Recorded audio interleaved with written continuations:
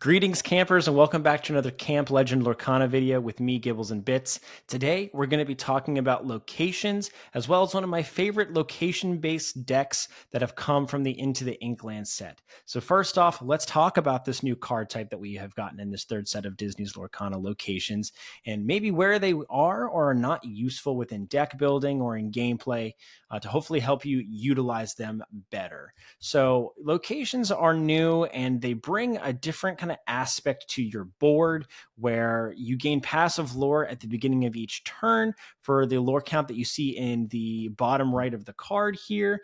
They have a defensive stat on the right hand side and how much it costs to shift a character to that location on the left hand side, and then how much ink it pays in order to play that location in the top right hand corner. What locations have been useful so far and Into the Inklands, and which ones haven't? Well, if we look at some of the commonalities of the ones that haven't been useful, like Maui's Place of Exile, characters gain resist +1 here, 2 ink to play, but it's inkable, 5 defense. Oh, I'm noticing that it doesn't gain you any lore at the beginning of your turn. Bell's House. If you have a character here, you pay 1 less to play items. Not too bad. I mean, and it's also only a cost 1 to play, and it's inkable. Oh, but it doesn't gain you any lore at the beginning of your turn. I'm starting to see a pattern here of maybe some locations that are at the bottom of the barrel that aren't cutting it. One of the most potent parts of locations is that you gain that passive lore each turn, and that is kind of full on display when you are either neutral in a game state with your opponent or you are ahead of your opponent. Locations are not great when you're trying to catch up to your opponent. They're not a great come from behind mechanic, like let's say a unit that removes something of your opponent's off a board when it comes down, like a Madame Medusa or something like that, or a Lady Tremaine or a Maui. Those are great catch-up mechanic cards that allow you to kind of inch your way back into the game when your opponent's got a better board than you, or they're getting closer to their 20 lore count. Locations aren't that for you, but what they do is they do allow you to press the pedal to the floor and try to get to 20 lore as fast as possible if you are already ahead and your opponent can't catch their breath. Cards like McDuck Manor, I'm sorry if it gets cut a little off the screen here when the card gets turned sideways, but McDuck Manor, 4 ink, it's inkable. It's got 9 defense, and it gives you 2 lore every single turn. Agrabah, even though it's maybe not one of the most played, but it does give you 2 lore every single turn. Maybe the best location to come out so far is the Queen's Castle. At the start of your turn, you gain you could draw a card for every character you've got at that location. 7 defense, pretty solid, and it gains you 2 lore every single turn. So a draw mechanic, and it gains you 2 lore every single turn. That 2 lore is important for these locations to have value because they are so vulnerable to being cleared by your opponent's board, and that's also why it's so important that you're playing them if you are ahead. If you play it and your opponent's already got 3 characters on board and you've got none, then your opponent's just going to turn their attention to that location, clear it, and then continue to develop, and you've gained no ground on your opponent. So let's go over to the deck that I built into the Inklands called Big Tracts of Land. Big Tracts of Land is a pun or a reference to Monty Python and the Holy Grail. If you haven't seen that movie, it's a classic. Go and watch it. If you have seen the movie, you probably get it, and it's probably a good little inside joke for you. Anyway, this deck is a full pedal to the metal, full throttle aggro deck that utilizes locations as a way of being already ahead of your opponent on board and trying to quest as fast as you can to 20 without your opponent being able to catch up. One of the most interesting cards to come from Into the Inklands that synergizes with locations is John Silver, Greedy Treasure Seeker. He's a 3-cost, 3/3 Dreamborn villain, alien pirate captain. He's got a lot of tags. But what he says is for each location you have in play, this character gains resist 1, take 1 less damage per attack or per damage, and gains 1 lore. So if you've got 2 locations on board, and you drop John Silver and you quest with him, well, he's got 2 resists, so he takes 2 less damage, and he quests for 3. That's pretty awesome for a 3-drop that's also inkable. We're running 4 different locations here. The Bayou on 1, Nottingham on 2, Agrabah on 3, RLS Legacy on 4. You'll notice all 4 of those locations all gain lore, so they're pushing us towards our win condition and being able to get to 20 lore as fast as possible. Our curve is relatively flexible here and relatively low. You'll notice that we are not running a whole lot of uninkables. We're at 12, but a lot of them are low to the ground, so they're not really concerned with getting stuck and clunked into our hand. Jim Hawkins is fantastic with locations as well. When you play this character, you may play a location that costs 4 or less for free, and he can move to that location when you play that location. So playing something like Jim Hawkins on 5 along with RLS Legacy or an Agrabah, and then he immediately moves there, it's a really big burst full of tempo and possible lore that you'll gain on your next turn to help you get there. Stitch quests for a lot. Robin Hood could gain, you can challenge and maybe take out some of your opponent's board and still get some lore out of it in a card when he dies. Tiana, similar to the Steel Amber deck that came out towards the end of the Rise of the Floodborn season, Tiana helps shut down some of those really powerful actions and songs that your opponent might have to help clear your board or clear your locations. If you can get your hand empty and get her exerted, she just absolutely shuts down the game. Overall, we're running a very low to the ground curve here to hopefully be able to quest hard, quest fast, and quest often. Ba-boom, just for a little bit of removal. And I've got a dream, readying a chosen character or location, and you gain the lore equal to that location's lore. So another little piece of burst there. This is the deck that I've built, Big Tracts of Land. It's a lot of fun. If you have any interest in playing it, I'll have the description down below of the Dreamborn link here for you guys to find this list. If you're not already a part of our Discord, come and join us on Discord where we're talking about Lorcana, the Star Wars TCG, and a whole bunch of other digital card games as we venture into a new one each set with our starter set series where we go over a different digital card game every single month. Well, I hope you guys enjoyed this video. We're going to jump into some gameplay, and I'll see you guys on the next one. All right, we've got Sapphire and Amber for our first matchup here. Let's see if we can. And we're going first. It's awesome. I mean, we always love to go first if we can help it. I do like having the Bayou on 1. John Silver would be a strong turn 3 play. Mini's also probably pretty good. So we'll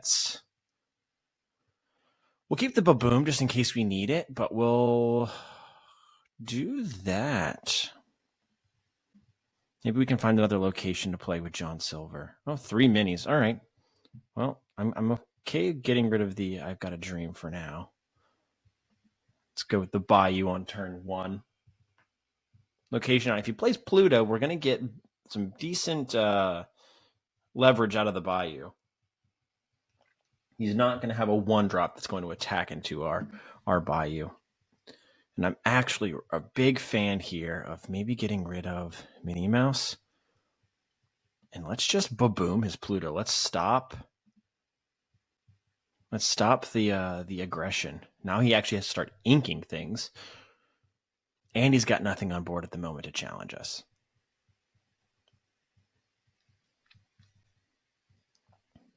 Sebastian Crab to be able to sing some things. Very intriguing, not very conventional. Yeah, we're gonna ink. I think we're gonna keep the curve going. We're gonna ink Smee, and let's get John Silver out.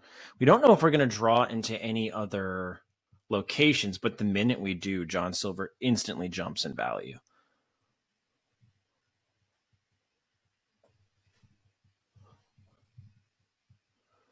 A little bit of ramp going on for our opponent. We could even trade. If we find another location, we could even trade with John Silver into Sebastian and take nothing. Fan the flames. So we can quest. That's actually an interesting play. So what if we did Minnie Mouse? Quest.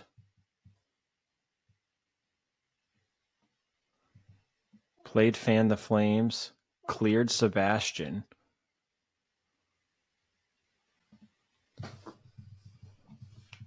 Mama Odie would do nothing to John Silver. 1 jump ahead. Had to sing that with Mama Odie.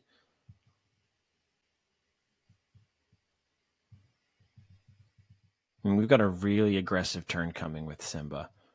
Between John Silver questing for 2, Minnie Mouse questing for 2, and the Bayou questing for 1, we're looking to have stalled our opponent relatively well. Okay, so he's really ramping for both of us. What could he want to play that's that much? Another location. So we're going to go full in here. Quest. We'll put Simba at the Bayou. Why not? And let's put John Silver at the Bayou.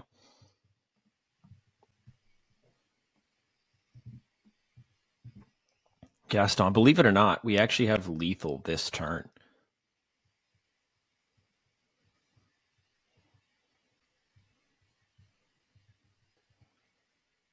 Another Gaston. So he ramped super hard, and it didn't matter because playing that Baboom on that Pluto was perfect. Was sweet because we stalled everything he wants to do. We're gonna have to get 3 off of our location to 14. We'd play out another aggressive Simba. John Silver will quest for 2. Whatever.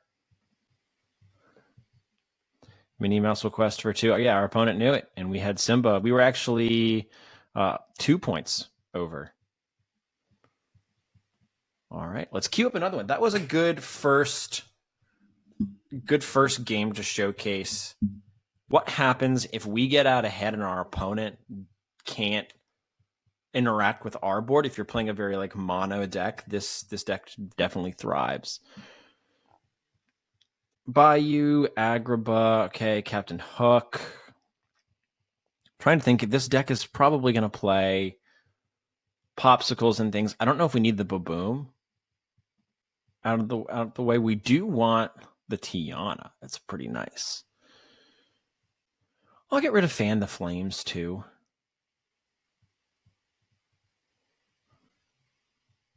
Love it. It's a pretty nice flexible hand. Let's play the Bayou out. I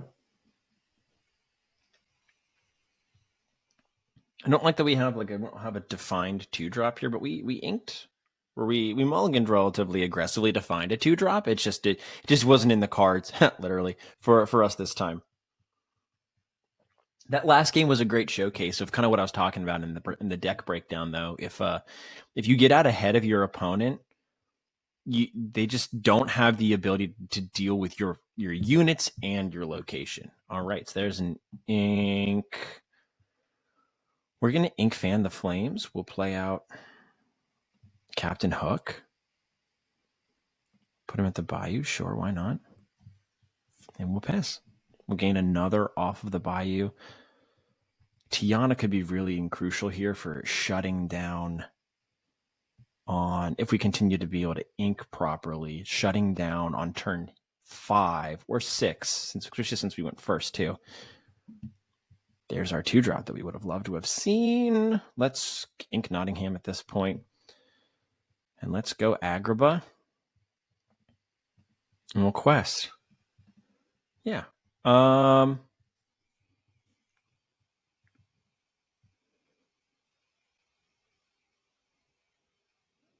He's not shown me anything that he's got to be able to handle.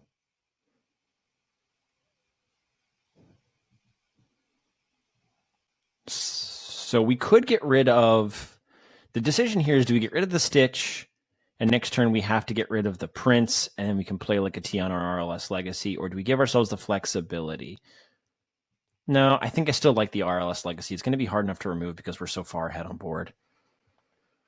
Problem is if he draws Maui, he's going to play it in a turn or 2, and we're really going to be in trouble. But Stitch doesn't really help us with that either, though, is the thing. Bell could end up trading into Captain Hook. We're getting 3 off of this turn to go to 6. You could also just play the Prince. Oh, man. Now that's got to be in consideration, right?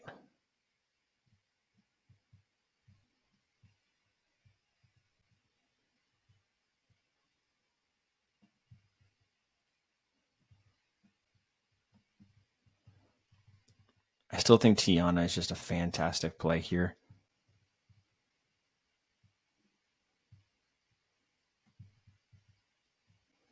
No, it's getting rid of the Robin Hood. We've got 2 locations out. We could grab a third next turn if we wanted to. We're sitting in a very interesting spot. We don't know what our opponent has.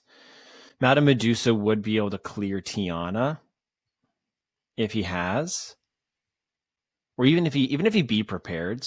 That's the thing. Scar is not good for us.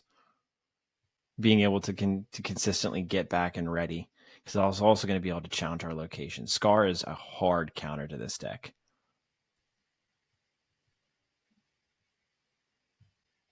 Interestingly enough, though, he didn't clear. We couldn't because she wasn't ready. But another Tiana. I think we can pretty safely.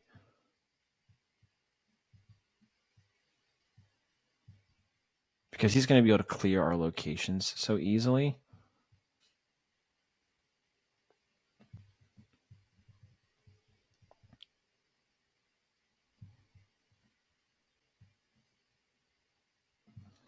What I'm going to do is I'm going to put that out.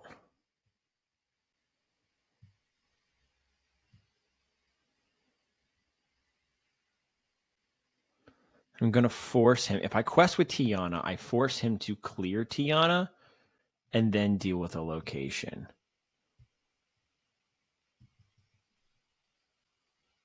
I think what we're going to do is I think we're going to sit a turn. He can take Scar and Bell into RLS Legacy if he wants to. If he doesn't, then we bring Tiana to RLS Legacy, play the other Tiana, assuming that we can ink something maybe. And even then, we don't have the ink for it. That Rush Scar is, he was able to ramp into that, and that was huge.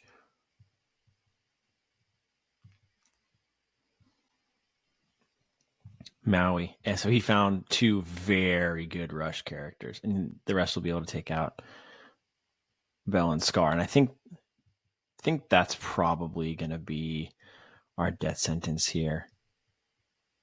And Bequest with Bell. So we do get a two crucial points off with RLS Legacy.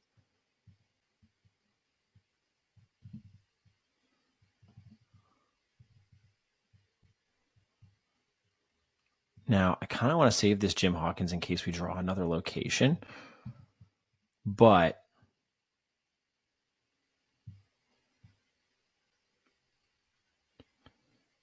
we're going to go to 13.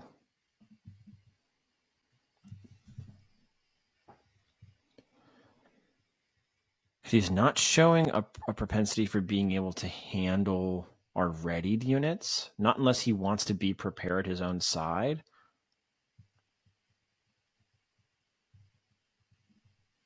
Yeah.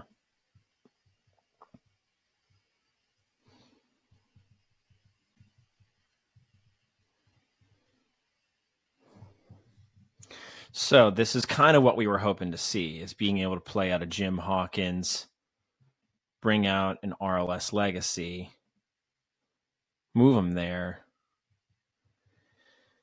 and both Scar. I think we keep questing and we force him to have to deal with it, right? Because he's going to have to. He'd have to trade all 3 units into both Tiana and RLS Legacy to keep that up in a very specific way too.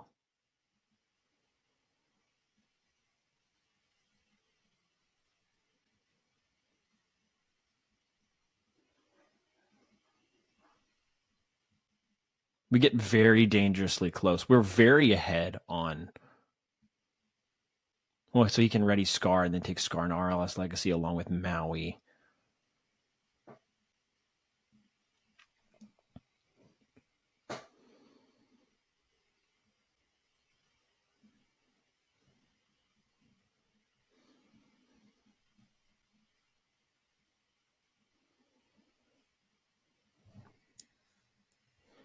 Okay, so we go to 17.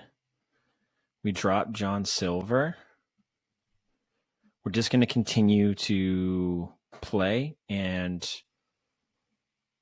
quest with the units that we've got. He inks a Let It Go because he wants to get Bell there.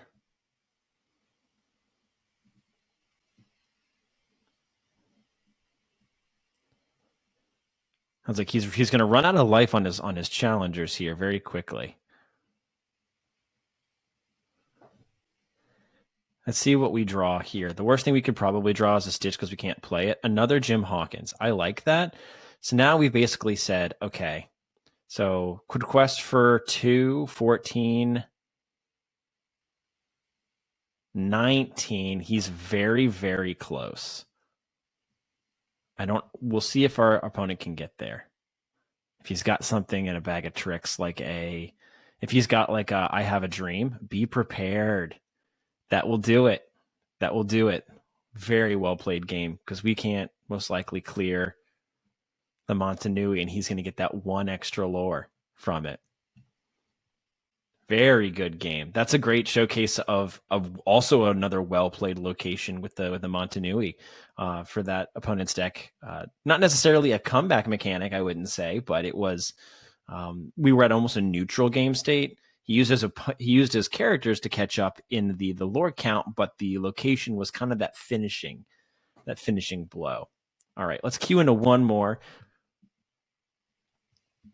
So we saw a game where we ran away with it in aggro. We saw a game where we had we were very, very close and we kind of stalled and our opponent was barely able to catch up to us. All right, so Jim Hawkins in hand and John Silver. I like those. Nottingham, let's get rid of the rest. Let's see if we can find a little bit of a better curve here. Another Jim, a Tiana, Captain Hook. Okay, we got a 1-drop. Yeah, we've got a 1, 2, 3, 4. We're kind of going to fit into it, which is nice. We're going second. You don't always love going second, right? But we'll get rid of the Prince.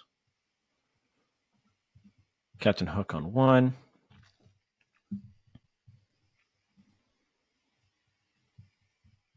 I like having Captain Hook too, because when you start playing locations, if your opponent tries to clear your locations, they usually have to run something into it. Maybe they don't want to. Then we're okay trading Captain Hook. It's one of the few units that we really are fine trading back into. I do think that there are better times ahead for us than Mr. Smee. Let's go ahead, get that location out, especially if we find another location to eventually be able to bring out with one of our 2 Jim Hawkins. It's only going to make this John Silver on 3 that we're planning to play even better. So he's going to be ramping.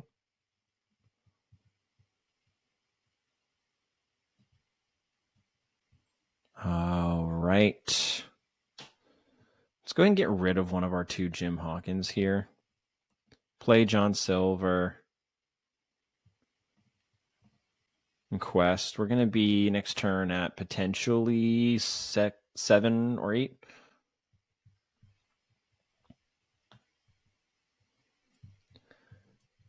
Looking at our hand and looking at our opponent, they're going to be able to ramp. Yep. They're going to be able to ramp into some things that we're not going to be able to deal with that well. Maui is just a killer. So what do we do in response? We're going to go wide.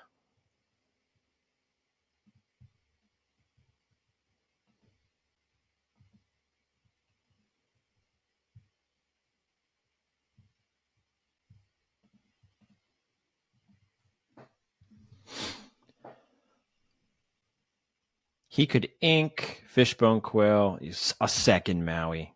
Okay. That's no bueno.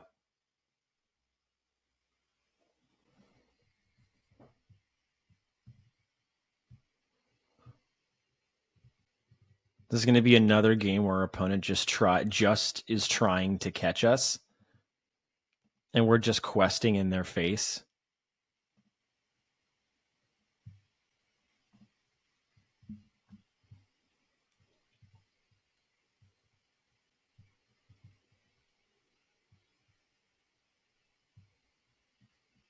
There goes a Maui. He could heal that Maui. Flabbersham for more cards. Sure.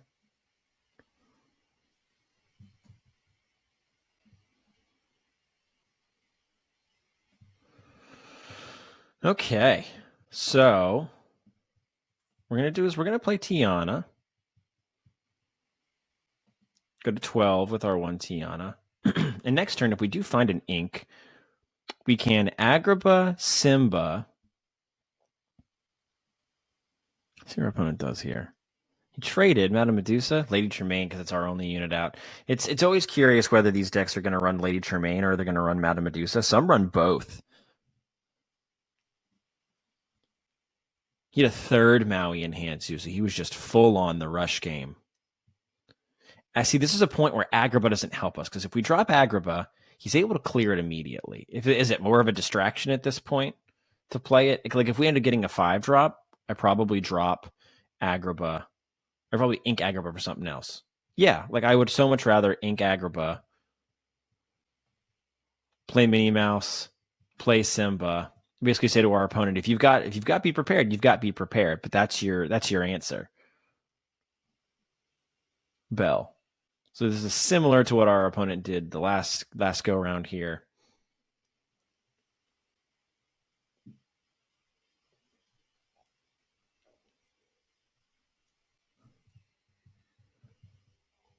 More cards. Gaston. And now Bell turns on next turn. So he's maybe a couple turns away from being able to get there, because Bell's going to quest for 10 over the next 2 turns.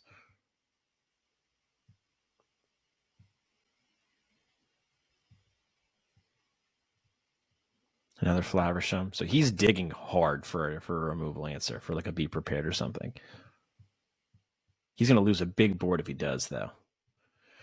All right, so we're going to drop Jim Hawkins, which is great because that keeps us out of Lady Tremaine and other areas.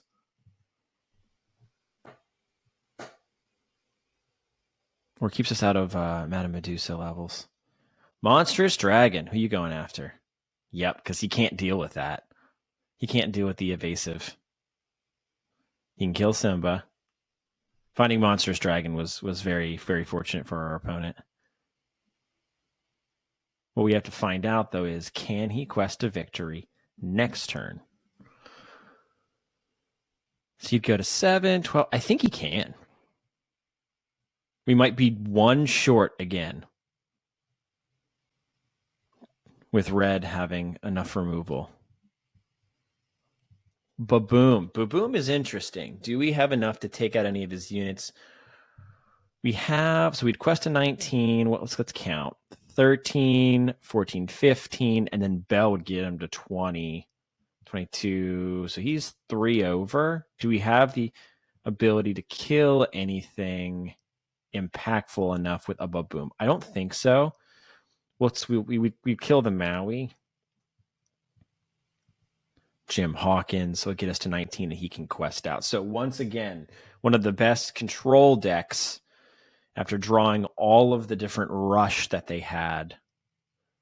2 Mauis off the rip. He inked a 3rd, found a Monstrous Dragon and a Lady Tremaine. So all of the removal in the world, and we still almost quested harder than our opponent can handle. Well, let's go ahead and end it there. We saw kind of a wide variety of games there, of where we ran away with it in aggro.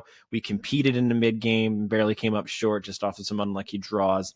And then we almost competed in the control side of things as well, just continuing to ink and question our opponent's face. I'm really liking aggro decks in the Into the Inkland set. We saw a nice kind of variety of wins and losses there. If you'd like to see more of this deck or any other aggro deck or any decks in general, feel free to drop them in our Discord. Come join us there, the discussion. We are starting to see the reveals for the Ursula's Return 4th set for Disney's Lorcana, and I'm really excited about that. If you've got any opinions or thoughts or things that you'd like to see next, come join us there. Thanks.